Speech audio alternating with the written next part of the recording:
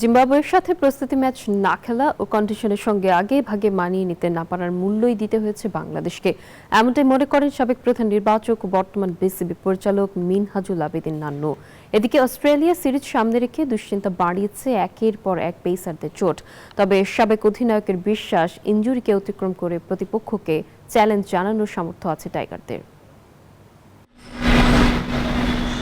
Zimbabwe সফরে ব্যর্থতার রেশ এখনো কাটেনি। টেস্টে ইনিংস ব্যবধানে হার, ওয়ানডেতে সিরিজ হাতছাড়া। স্বস্তি বলতে শুধু টি-20তে ঘুরে দাঁড়ানো।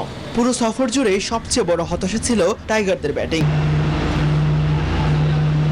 ব্যর্থতার অন্যতম কারণ হিসেবে প্রস্তুতির ঘাট থেকে দেখছেন সাবেক নির্বাচক মিনহাজুল আবেদীন নান্নু। তবে অস্ট্রেলিয়া সিরিজের আগে ভুল শুধরে ঘুরে দাঁড়ানোর যথেষ্ট সময় আছে বলেও বিশ্বাস তার।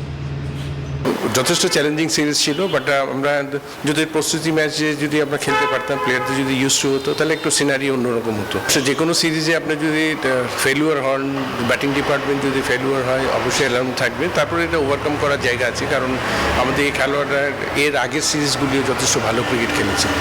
সিরিজ শুরুর আগে চোটে ছিটকে যেতে পারেন একাধিক পেসার। নাহিদ রানা না থাকার সম্ভাবনাই সবচেয়ে বেশি, যদিও ইনজুরি ক্রিকেটেরই অংশ বলে মনে করছেন মিনহাজুল আবেদীন নান্নু। তবে স্বীকার করেছেন নাহিদের মতো গতিময় বোলারকে মিস করবে বাংলাদেশ।